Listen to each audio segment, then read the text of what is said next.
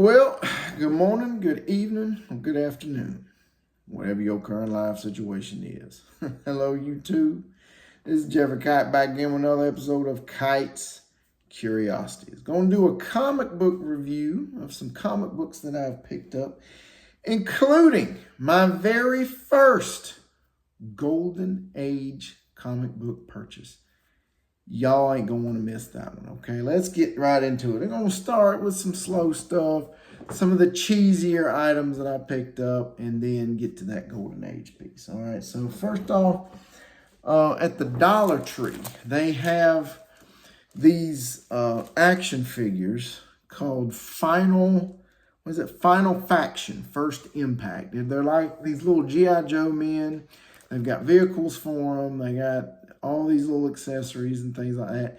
And from what I've been able to learn, they were trying to get like a cartoon series started on these guys. And then they were going to introduce a toy line through comic books. And they had a whole comic book series planned. I mean, they had everything. Dollar Tree went all out. And they had some great plans for them. And then all of a sudden, they just nixed it. I don't know why they did. I don't know what the story was behind it. But every time I see these comic books, I pick one up. I don't know if they're going to be worth anything, but I mean, for $1.25, who knows? Who knows what's going to happen with this comic book? It's not listed on Key Collector or anything, so I don't know. I mean, I grab them when I see them. I only grab one at a time because I don't want to overload my collection with this. I mean, I don't know. Call me a speculator if you want to, but whatever. But it's this right here. It's a pretty interesting read. I popped open one of them and read it, and I mean, I liked it. It was a pretty good little story there. Final Faction, First Impact. So if y'all see these at Dollar Tree, yeah, you might want to pick one up, add it to your collection. I'm not going to keep it in this poly bag. I'm going to pop it open and get it in a bag and board and wait and see what happens. See what happens with that comic book. Next, I went to my local flea market recently and was kind of perusing around and found a vendor that was selling comic books. Hadn't never been to that. I hadn't seen this guy before, so I stopped and picked up a couple of issues. Just some things that I've been kind of looking for. Nothing real big. Y'all might make fun of me for picking it up. I don't care, but whatever. But these are books that I've been kind of looking for a while. One you'll like. One I know y'all will like. But I got all three of these for $10, which I thought was an absolute steal. The first book I picked up was this, Speedball #1. It's not a key. It is a #1. I like to collect #1s from the 80s. Some of you new guys getting into comics, this is not a series that you want to invest in, okay? None of the issues are keys. There's 10 issues in this run. None of them are keys. They're all in the $1, $2, $3 range, depending on where you're getting them and stuff.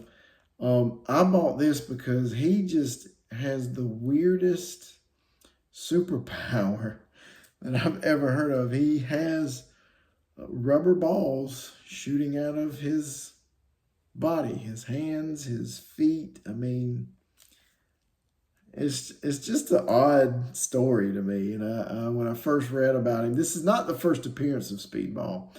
Speedball appears for the first time in the Amazing Spider-Man Annual number 22. And that was in July of 1988. And that led up to when this came out in September of 88. So it's just kind of just some good old 80s cheesiness that I thought was pretty interesting. And I've been looking for this one for a while, so I'm glad I could get it. Now on to some 90s speculation book. Again, just, you know, you never know what's going to happen with these books. But I've been looking for this one, Cable Number 1. This particular issue here, it's Cable's finally, he gets his own ongoing series. He appears as a baby in Uncanny X-Men 201. So that's when he makes his first like official appearance. And then he appears in Marvel Age number 82. It's kind of a preview of this story. And then Cable had a run in some of the New Mutants books. I think it was New Mutants 86, 87, 88, and on down the line on that. And then he finally got his standalone issue in his own original series here. And this is a key. It's a minor key. It's the first appearance of the villain Sincere, and the first kind of appearance of the Clan Chosen, so to speak. Even though I think Clan Chosen might have appeared in some other books. I can't remember, but it's the first, according to Key Collector, that's what this is. And this book also tells the origin of Cable. So, like I said, some good old 90s speculation goodness. You can see right here, first collector's item. You gotta pick it up early. It's the first one. It's gonna be a collector's item. And you can find them for, like I said, $1, $2, $3. So then I saw this bad boy just sitting. It was not in a bag and board. It was just sitting, thrown up on top of some other books. And I picked it up and I was like, I want this. This is so critical. And I took it to the guy and I put it with those other two. And I'm like, please don't let him charge me too much. And he saw my love for comics and how I read these books when I get them. But I picked this up. So happy to add this to Clay. This is a kind of a pricey book. You never see this for less than $15, $20 on eBay. Not that I've seen anyway. But it's G.I. Joe, Real American Hero number 43. Look at that cover. That is the most just rad cover ever. I mean, I don't want to cuss on this channel because I know kids watch it, but look at that. I mean, just this skull and bones and this machine gun just blasting the cloak. I mean, just, oh, this cover is just intense. And this issue right here is the first appearance of Scrap Iron, who is a soldier for Cobra. And he's an anti-armor specialist. And he shows up in like this kind of dune buggy looking thing in the story. And it's pretty good. I'd encourage y'all to find this book if you can. Get it. It's a good read. It's a odd read that I don't remember G.I. Joe, the cartoon, people getting killed, but in this book has some innocent bystanders getting killed in a situation here. Don't want to spoil it for anybody. So got all three of those for $10, which I thought was a steal, especially with that one going for $15, $20 usually. So these next four I got at my local comic book store. It's really a pop culture store. It's called Killer Finds. Maybe one day this summer I can go in there and do some filming and show you around that place. That place is amazing. If you live near the Hiram, Georgia area, I highly encourage y'all to go check that place out. But got me 2 pieces of Silver Age goodness. Bronze Age goodness, excuse me. These are Bronze Age goodnesses right here. I'll start off with the Amazing Spider-Man number 143. Of course, this is the first appearance of the French villain Cyclone. And it features the first kiss between Peter Parker and Mary Jane Watson. I saw Mint Hunter Comics make a video of the most underrated and undervalued comic books. I think that video is about a year old, I think. And James mentions this as being a book that should be valued way more than what it is. This book he had it priced at $10. And I don't know if you can see the corners. I mean, they're not the best. They're not the best. And the spine, you talk about spine ticks. We're talking some major spine ticks there. But, so I got to talk to him. I was like, can you come down on the price of this a little bit? Like $10, for a Spider-Man that's less than 200, pretty good deal. But it's not in the best shape. And he said, I'll come down to seven. So I was going to offer him $6. I wasn't going to let this book walk away for over $1. So I went ahead and picked that up. I really enjoyed reading this. This is a good story. If you get a chance to find this, pull it, read it, put it in your collection. Then I picked this little beauty up. Hulk, number 214. The first appearance of the Jack of Hearts. First cover appearance of the Jack of Hearts. Jack of Hearts, I think, appeared in some of the, Masters of Kung Fu issues. And of course, Jack of Hearts, he's from the Iron Man series. He's in a lot of the Iron Man comics. So, very happy to have picked this up. Never had a Hulk key before, so this was a good purchase right here. I think I paid $5 for that, so not bad. I enjoyed that. Enjoyed reading that story too. Then I picked up a minor Batman key. This is Batman number 479. The first appearance of Pagan. This beautifully drawn female vigilante character. She starts off as a villain of Batman, but he kind of comes to understand what she's all about, where she's coming from, and kind of, respects her at the end of the story here. So if you get a chance to read that, this is a good read right here. So very nice to have that. Then, book again that I've been looking for just because of the cheese factor of this and the whole speculation market. Who knows what's going to happen to this book? This is, it's on again, off again. Marvel's relationship with this character, just who knows?